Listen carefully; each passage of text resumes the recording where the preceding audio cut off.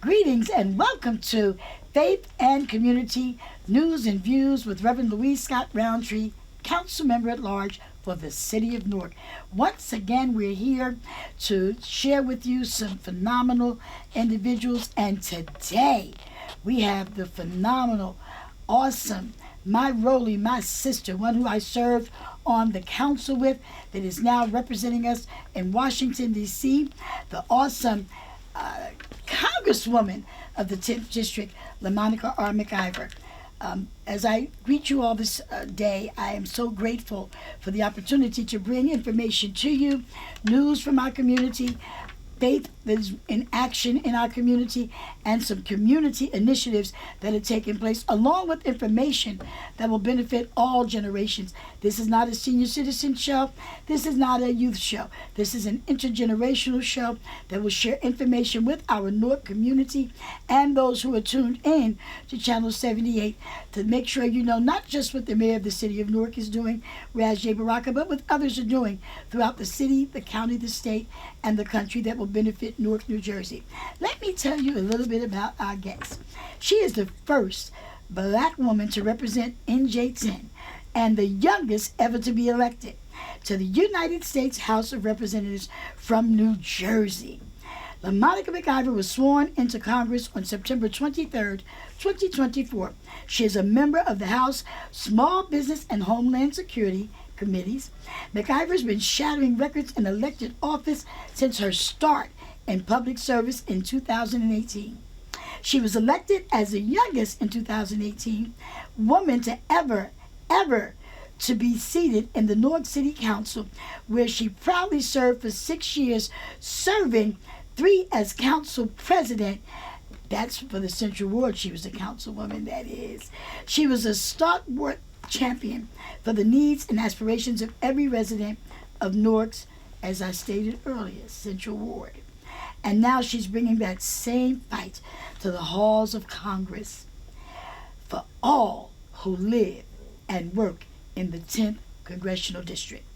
McIver ran for Congress because she knows far too many families are struggling to make ends meet, facing skyrocketing costs of food, housing, health care, and education.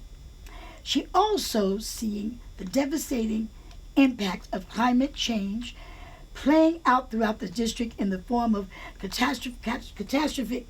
catastrophic, let me get the word right, catastrophic flooding that threatens lives, homes, and livelihoods. Too often these challenges are treated as separate issues, but McIver knows they are deeply interconnected and require comprehensive solutions that she is committed to working on in Washington.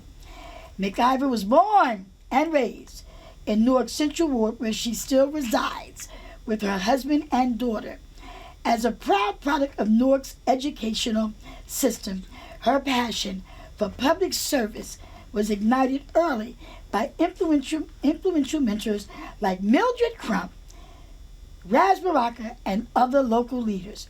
Her journey into politics began at the age of 10. Now, I can go on to read all of this, but we're going to let her say something. I'm going to save some of this bio for her to do what she needs to do while she's talking to you. But I will do this. As the youngest woman ever elected to the Newark Municipal Council and now Congress from New Jersey, McIver is redefining what's possible for future leaders. From her roots in Newark to her rise as a national leader, she stands as a symbol of empowerment, leadership, and transformative change, and her journey is only just getting started. Welcome, Congresswoman LaMonica R. McIver, to News and Views, Faith and Community. Thank you so much, Councilwoman Roundtree. It's so good to be here with you. How you been? Girl, how have I been? Missing you, that's for sure. So Councilman Crump calls me his muscle. I didn't need you to be my muscle. You were all of my muscle. Because this woman right here knows how to stand firm, knows how to put things in proper perspective, and what an example for our young people that you are, especially young African American women. I'm honored to have you here today, knowing that your schedule is so tight, knowing that what you do in Washington is affecting the country and assisting us, because you're not just fighting for Newark and NJ10. So goes all of the accomplishments you have in Washington for us to benefit. So goes the whole country benefiting from your fights. Yeah, well, look, I'm happy to be here. Yes, it's been extremely busy, but we're all busy. You're always busy. Everybody knows Councilwoman Roundtree is always busy. But it's good to be here. We are in recess period in Congress. Obviously, we left there early Saturday morning from voting on another budget bill, a funding bill for DHS to get them funded. And so it's nice to be back in the district, seeing everyone. Unlike many other members, I love being in the district because I get to see my residents, get to see my constituents, and talk with them about everything that is going on and how things are impacting them, and get out to a lot of community stuff. So it's good to be here with you today. Always good to be in the city of Newark. And it's always good to be in your company, because we ain't rolling like we used to roll together. You're like, well, you're rolling over here, you're rolling all over here, jumping off planes and trains and trying to make things. You were just at an event for the National Council of Negro Women as their guest speaker, straight from the flights. And that takes a lot of sacrificing, because you're still a mother and you're still a wife. Yeah. And knowing your husband and knowing your family, they realize the sacrifices you're making just for us. Yeah.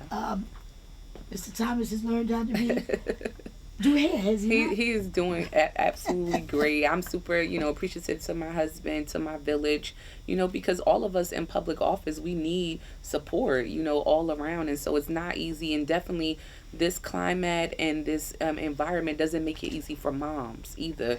I just had a colleague last year who delivered a baby in Congress and literally could not even have a proxy vote, while having a baby.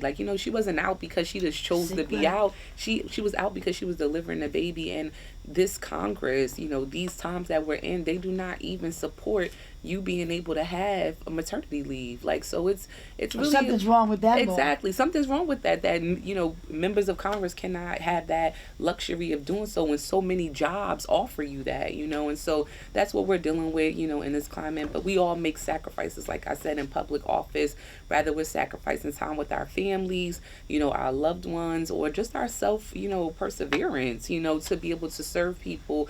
God knows I know you do it, and it's just something that we sign up for sure. So let's go back to the beginning, and we're going to walk our way through how God moved on your spirit to even want to do what you're doing. I know that you didn't wake up one day and say, I want to be a council person. No. Because I didn't. And I know one day you didn't wake up and say, I think I want to run for Congress. Now, that might have come later on. But knowing the challenges of the neighborhoods that we grew up in, because I grew up in the Central Ward, which I used to call the Old Third Ward.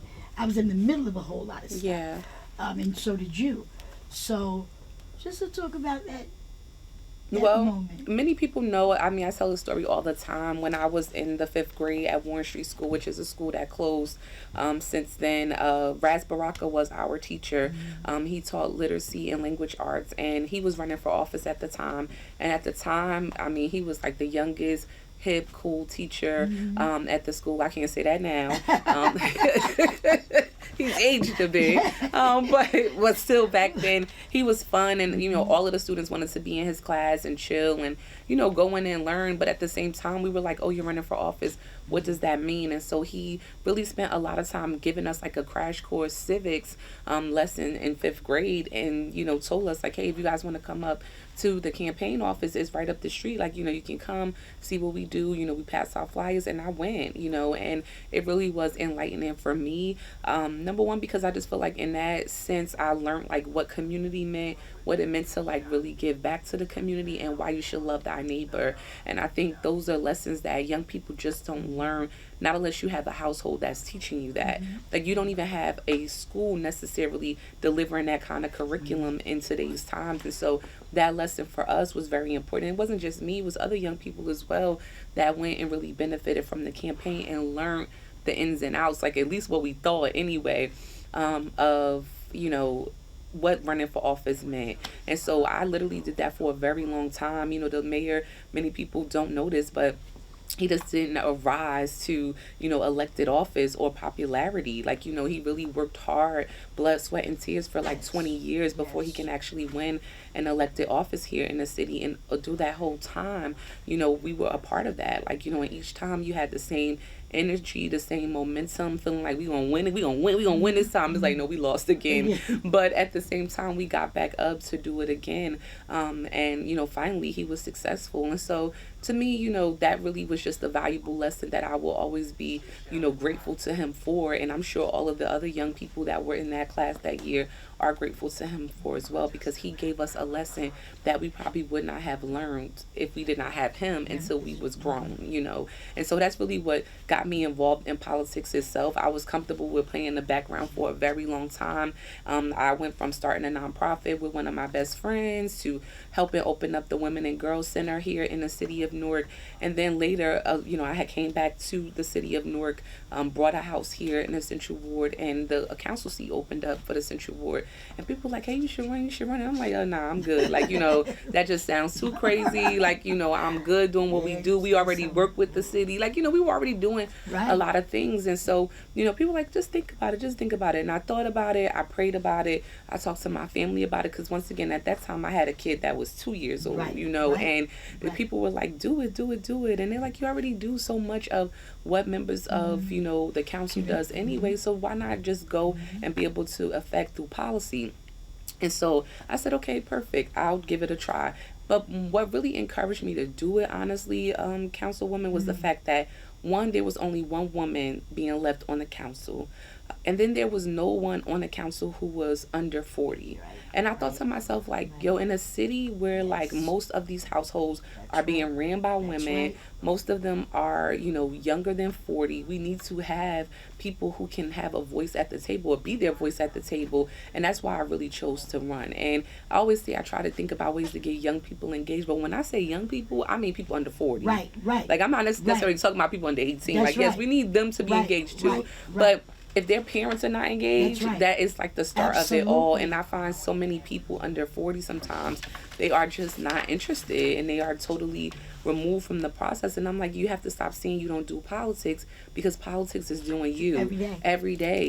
And I think once you put it into perspective for people of how it's doing them and how it matters, then they have a different perspective sometimes. Like, oh, okay, that makes sense. Like, I need to like do this or get involved. And so that's how I got involved into this. I think, I definitely didn't think I would be sitting in Congress today. God works in mysterious ways, but God is the best planner of all planners. And so, I always knew I would want to grow in office and go to a different seat, especially federally, because I feel like a lot of our defaults and our issues are at the federal level on so many, different avenues. But I just didn't think I would be here this soon. And so, but I'm thankful to be here, thankful to be serving, even though it's a crazy time.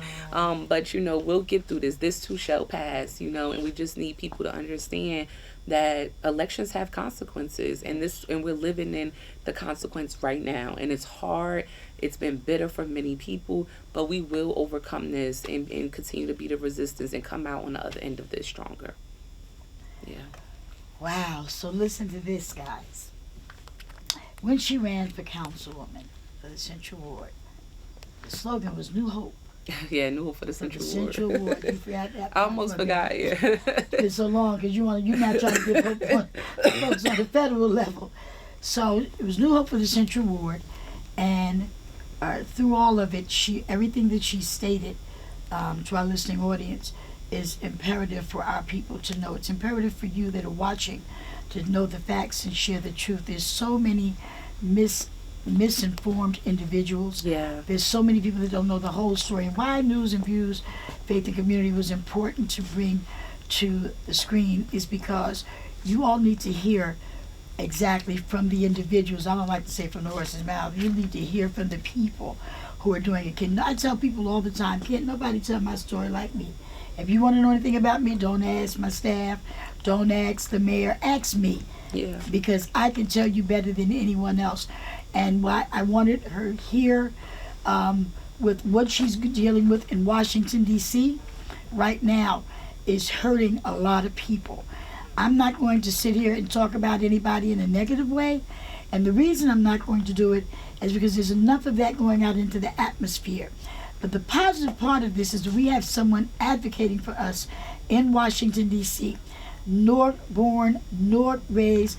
I love her mother, Robin McIver. Let me just give her a shout out, because if anybody wanted to touch senior citizens, she or seasoned saints. A councilwoman at that time picked an individual to serve our senior population. Every decision she's made that I've known of while she was in office. Now, she didn't talk about the organization she had, and I actually was trying to surprise you today and have Nikki here. And I was going to tune her in, and I hope that's not her trying to reach me, because she was going to try to slip away so that I can talk about Live. Well, it's Newark Gals. Newark yeah. Gals. It was Newark Gals, Girls Acquiring Life But Skills. in Newark, in Newark, yeah.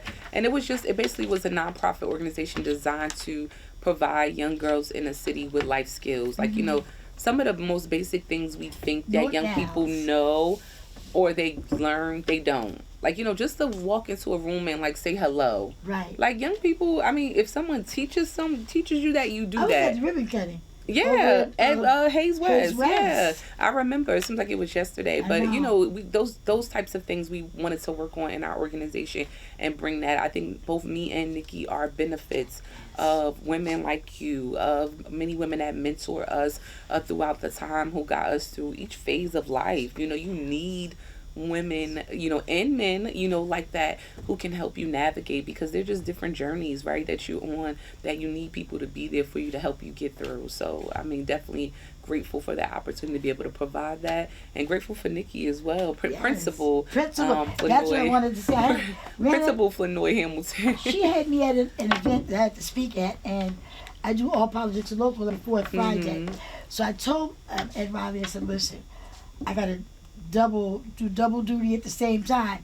I said, so since my co-hosts were not there, Minister Abdul and Lady Belina, I said, I'm going to walk in here and let y'all know right now, Principal Hamilton's going to be our guest today.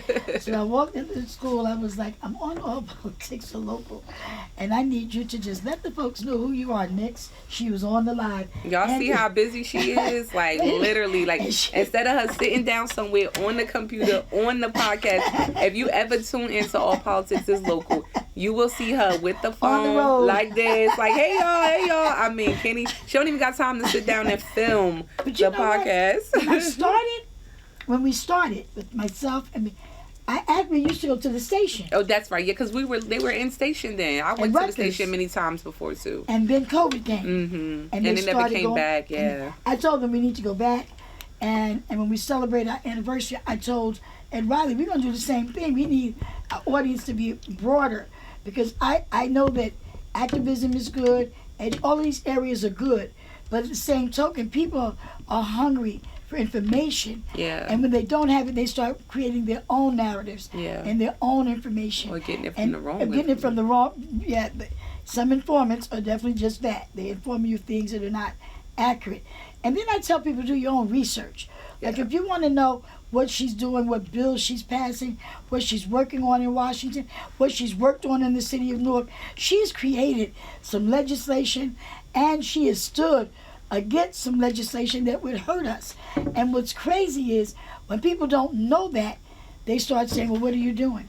Yeah. I don't have to worry about, they could say that, but they'd have a hard time trying to figure out what me and Congresswoman not doing, because it's visible what the mayor is doing. And what happens, Congresswoman, with people making noise, they're really trying to blot out the success and the progress, because people tune into noise instead of, and I'm tell you, my mother used to say, believe half of what you see and none of what you hear. Yeah. So when you're listening to things, it might not necessarily be what you should be or accurate. And then I also say, knowledge and facts are two different things. Yeah. Somebody might say, oh, I know what she's doing, but they can't tell you for true what I'm doing. Oh, I know she works with the clergy, but what am I doing with the clergy? What are the facts? Yeah. What are the facts?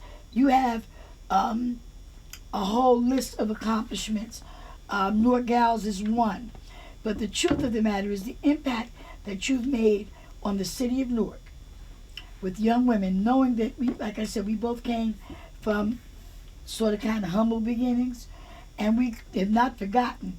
And in spite of the fact that sometimes we have to speak forward and firm, I do know that as a faith leader, that my perspective has to be a little bit different than the average person because their lenses are different. Yeah. With you, your lenses have to be national Yeah. and international. Yeah. So when you're looking, you can't just say NJ10, even though you're going to give everything to NJ10 that you can possibly get. That is first and foremost on your agenda. But the lenses you look through now, as opposed to when you were in the Central Ward and just in Newark, because even in the Central Ward, all wards are connected. So whatever you did in the Central affected other wards around you. People live in the Central have family in other wards Yeah. and are affected. The lenses you're looking through now, on a national, from a national perspective, what does that look like to you? Well, I mean, it's definitely way more than thinking about things on the local perspective, right? Obviously. I mean, even just if I focus on just NJ10, which I'm always focused on NJ10, right. is I have 18 cities Right. that I have to worry about. 18 very different, diverse cities who priorities are different. And so you have to really be like kind of a master in trying to navigate what everyone needs, what is everyone's priority, because it's not the same. What's Newark's priority may not be Verona's priority. You know, what's Roselle's priority may not be Union Township priority. And so you really have to be a kind of like a whole PhD on that alone. And so to me, those lenses definitely look different just off the district. The difference is, like, a lot of times in Congress, like, you know, when we're working on bills and trying to pass things that matter to our constituents, what we have to understand is everything that we're passing is just not impacting NJ10. The bills that we pass are national things. And so, you know, while I can't really speak to like what matters to, you know, me here in New Jersey and NJ10 versus what's happening in Mississippi, Right. I wouldn't know that. But the member from Mississippi will say that's why relationships are very important in Congress too, because then you have members coming to you from other places like, hey, that bill, I like it, it'll be great, but like in Mississippi per se, this is what we would need to make it stronger or Right. whatever, like, you know, and you kind of navigate through all of that. And so it's a lot of conversations happening in the Capitol, a lot of different, you know, meetups, a lot of different, you know, convo back and forth between staff to make sure we get legislation right. That doesn't necessarily hurt people. It's more so helpful all across the nation, which in many cases they are, right? Because we have people who are in need to these policies and pieces of legislation that we're passing all across the country. And so, you know, that is how we look at it from that way. Right now, everybody knows we're in a difficult climate right now. So things that are good for people, you know, we have an administration and a Republican-led House and Senate that don't believe in that. And so it's been hard to pass things that are good for people. We've been more so on defense, you know, not playing any offense this season because we're resisting a lot of things that are coming through because Democrats are in the minority, you know, and the things, you know, the one thing that's shocker for me, people would say, what's the shocker from being on council, from being, you know, in Congress? And for me, on a council, we might have had our differences in terms of like what policies people believed in. You know, it's a nonpartisan gig, so you don't really have to get into, hey, that's a Republican, I'm a Democrat kind of thing, because at the end of the day, we talked about what were good things for Newarkers, right? And regardless of what our policy differences were, we kind of put those things a little bit to the side. Like, I'm gonna give us some credit. Like, we put a lot of those things to the side, and we said, let's just do these things because they're good for Newarkers, right? And that's what we did. In Congress, people don't give a damn. They don't. And I know there's faith in politics, so That's all right. excuse the damn word. I ain't That's gonna all say no right. more than Go that, ahead. right? They do not care. Like, all they care about is like the party that they represent, what matters to them, and they're not thinking about what matters to my constituents. Right. And in this environment, people have literally said, like, it doesn't matter what my constituents want because my power goes to the president. Like, I'm at service of the president. So they've literally given away the power that the people have given them. Because people gave me the power in NJ10. They give me the power by voting for me, and I then take that power and be their voice in DC and make the difference. These people have given up their power that the people have given to them and basically given it to the president. And so I always tell people, like, remember that. Yes. Like, see what is happening right now. This person is not serving you. They don't even care about coming back to the district to do no town hall with you or talk with you. Like, this is everything that they are doing. And I just don't want, because we're so we're so easy to get amnesia. Like, we move on to the next thing real quick. And it's like, we'll be into November and people done been and forgot that their member has ignored them the whole time. The whole time. And it's like, remember what they're doing with the power that you gave them. Because if you don't give them the power, they don't have it. They don't have it. Which is your vote. Yes. Like, you know what I mean? So, to Not me, just to say, I got somebody to live in my town. It's a correct. Yeah, controversy. like, you know, they Like, just that's it. they just give it away, and it's like, that's just that. And that is what we're seeing, like, right now. And you mentioned a lot about it, about how people talk about, like, hey, what are people doing? What are they doing? And I always say, like, the time that we are in right now, it is a team huddle time, right?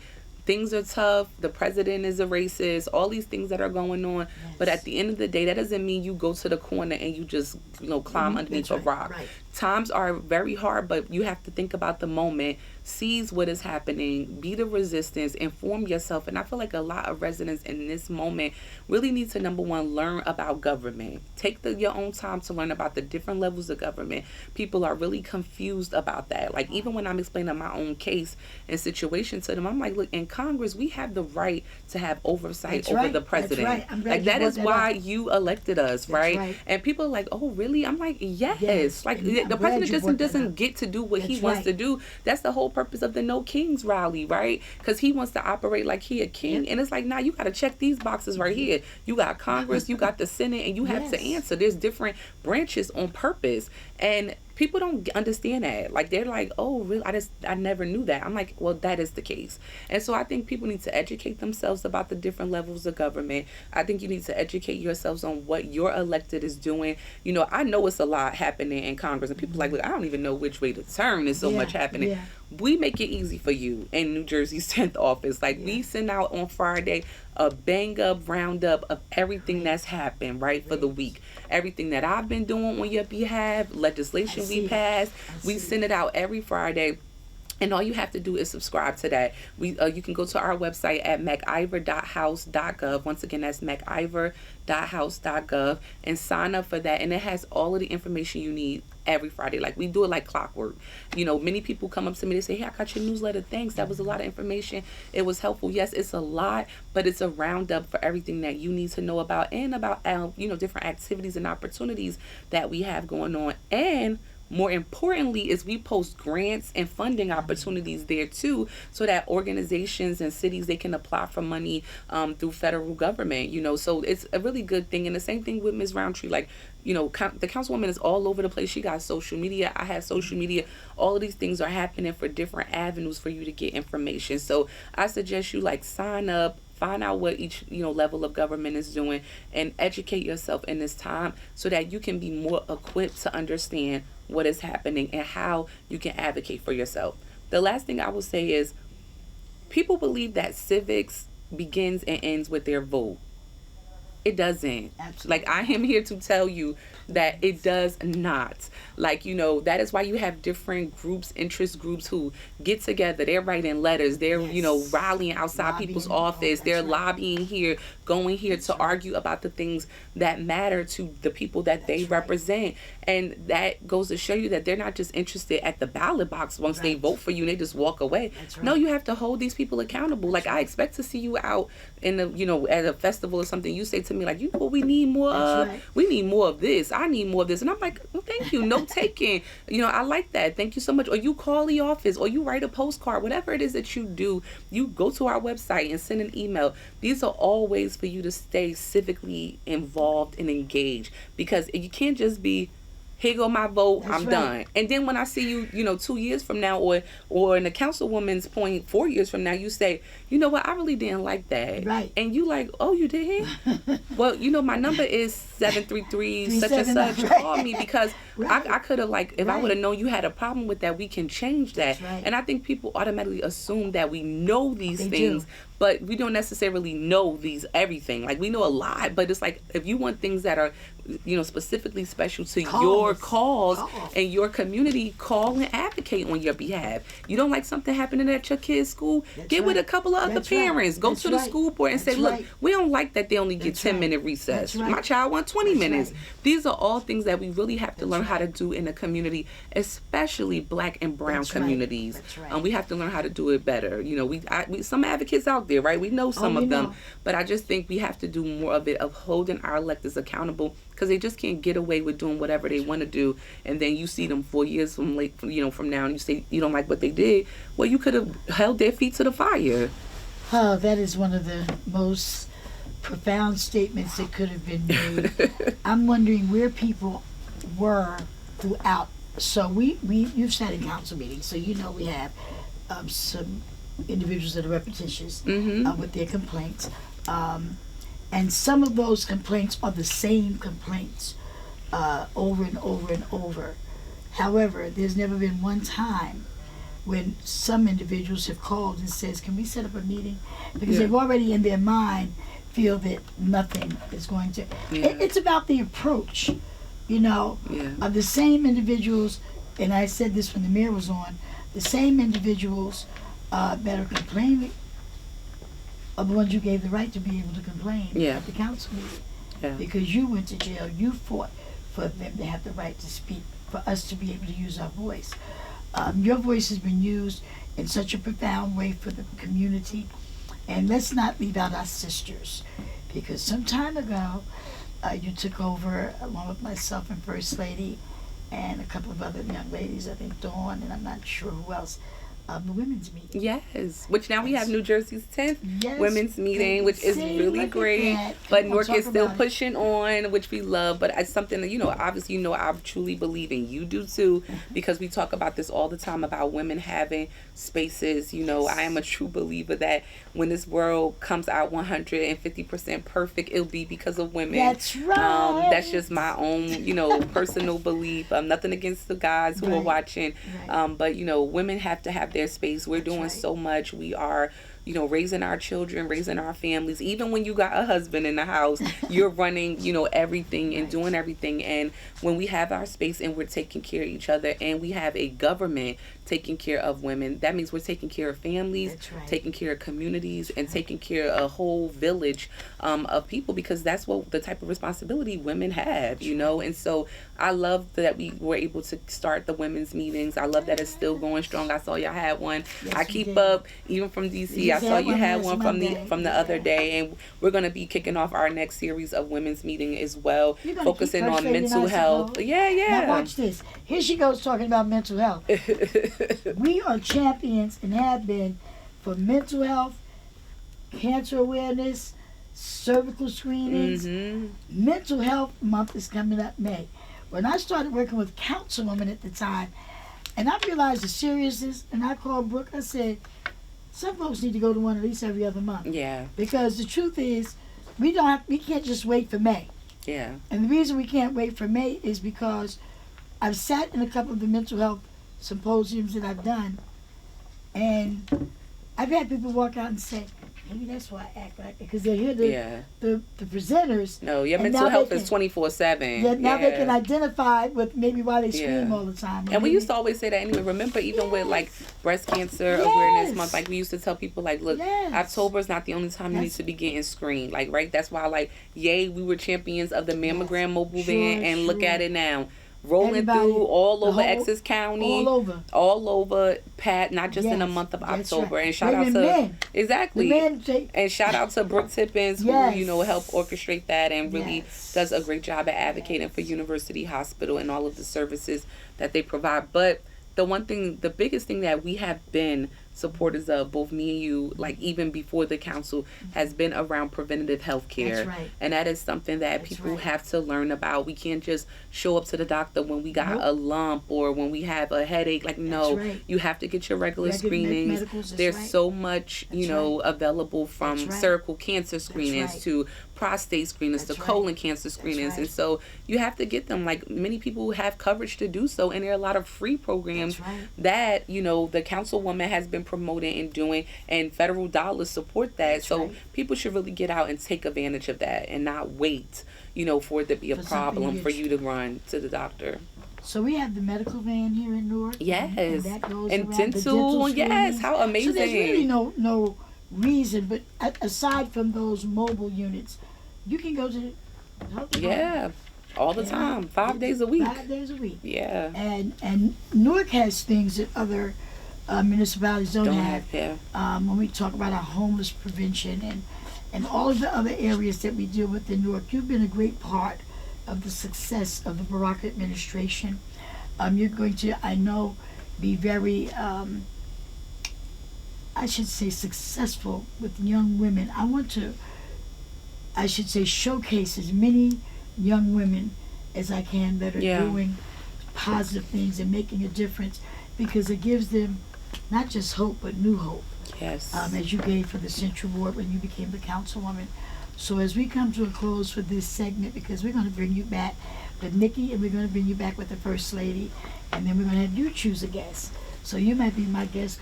I came on here with Larry. I had Larry Ham here when Junius Williams came, and Larry was my guest before Junius Williams because it was for Black History.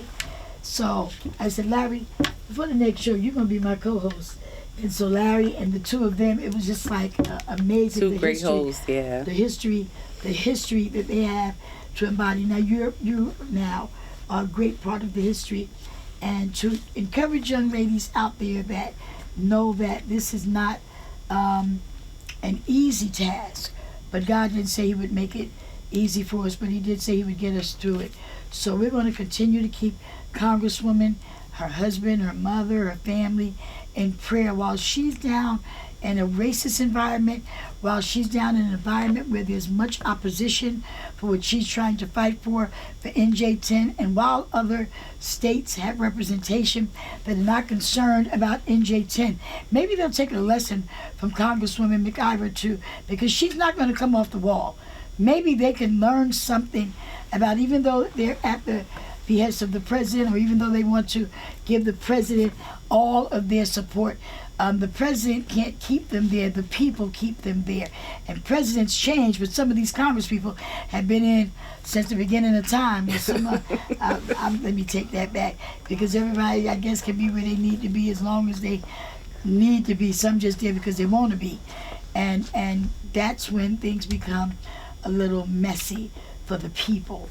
And so before we close, I'm going to turn back to our wonderful Congresswoman, because there's no way we can cover the life and legacy of this young woman who has made such an impact in a short period of time, sacrificing not just her family, because she's still dealing with a case that she was doing her job. She was doing her job, and whether you agree with it, how she was doing her job, it was her job. And she was doing it. And with that being said, you know, she's catching a lot of HE double hockey sticks. I'll put it that way. You figure it out, for just doing her job. And I would hope that in the event that someone had me detained somewhere unjustly, that there'd be a Congresswoman McIver and a Mayor Raz J. Baraka standing outside the door to prevent something from happening to me that was not right. Everyone does not have that. And at the same token, when we have, Dr. Bridgeforth mentioned at a prayer, her husband was dying. She said she called a friend of hers that was from Trinidad. She said, yes, she was an immigrant. She says, but the woman prayed and looked after her to a point. So we have to be careful how we identify everything. And this is how she put it, and this is really key. She says, we're upset over what immigrants are benefiting from through us, but we've had it all along. Yeah. I mean, it's not like we haven't had housing. It's not like we haven't had access to health benefits. It's not like we haven't free health care. It's not like we haven't had access to SNAP and all of these other, you know. So what they are getting is something we've always had. So why are we, they call this the land of the free, the land of the home of the free, and all this, you know, I don't know who the brave folks are, because that's what they call it as well. The Statue of Liberty, when that was going on back during the Depression, and people were coming here from all over. Look at these, Lord. That was a melting pot.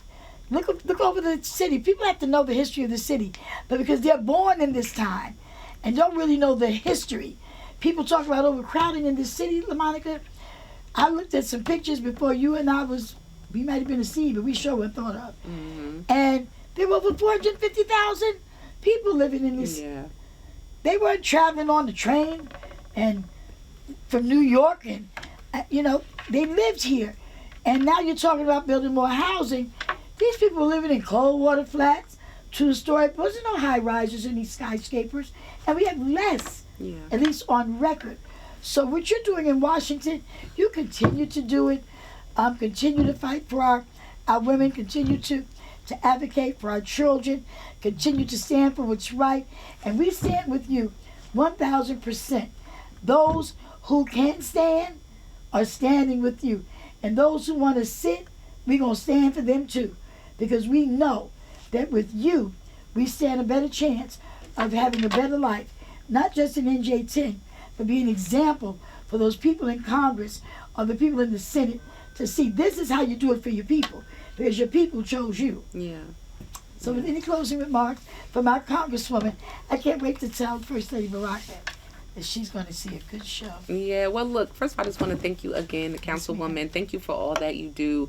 Like I said, if you do not know, the Councilwoman runs endlessly in Hills every day from sun up to sundown for you in the city of Newark. She is, by your side if you are hurt. She is by your side when you've lost a loved one. She is representing you on the city council, advocating for the things that matter the most to you and your families. And so she has been so dedicated. And I have, when I was on the council, I always used to say, the other fragrance of the city council, it was such a delight to be able to work with her, but also even in this capacity now, us partnering together, me on the federal level, her in the local level, for all of the great things that she does. And we just need leaders like the Councilwoman. We need to make sure that we, retain them, that we maintain them, and that we appreciate them, but also, like I said, hold them accountable as well, which the Councilwoman is more than willing and openly open to accountability. And so definitely looking forward to continuing to work together. And I just want to thank you for this opportunity. There's so much to discuss in this little bit of time, so I look forward to returning, coming back to chat again and get more into some depth of what we're doing, some of the things that we're working on, some of the community projects we were able to fund in this cycle, and what we're looking forward to in the next cycle of funding to come out to benefit our residents. So thank you so much, Councilwoman. And thank you. Love you always. 3,000 girls whose lives you've impacted, which is built over into multiple young ladies being impacted by Newark Gals. Thank you for not giving up on Newark and giving up on your people and decided to run for Congress. And there you have it. You're here at News and Views. You tuned in to News and Views, Faith and Community, with Councilmember at Large, City of Newark, New Jersey. I do want to share with you that we will be hosting a grief symposium, myself and Reverend Tracy Tisdale, and it's going to be discussing pre-planning for your funeral. Yes. Some of you think that GoFundMe is insurance. We're not selling insurance, but we're going to help you pre-plan, and other important issues that pertain to losing your loved one or making preparation for yourself. There's also, there is so much going on in this city right now. May 7th, some of you will be participating in our Senior Citizen Extravaganza, but I'll be back to talk about that on our next show. And then there is our next citywide women's meeting, which is going to be held on April 28th at 6:30 p.m. at the William Mobile Ashby Community Center. Thank you so very much once again for tuning in. The State of the City, it was phenomenal. You missed it. Well, maybe you didn't miss it, because we had it at New Jersey Performing Arts Center. And when I tell you that the State of the City was phenomenal, if you miss wanting to see what the mayor did and what he's doing and what he's going to do, you will see the progress that has been made. As Pat Council would see, Stevie Wonder gave him a call and said, I see what you're doing in Newark. God bless you. Have a great day. And let your golden years and all your years be your best year. God bless you. Just hold it a minute. So if we want the credit, we got something to run the credits over.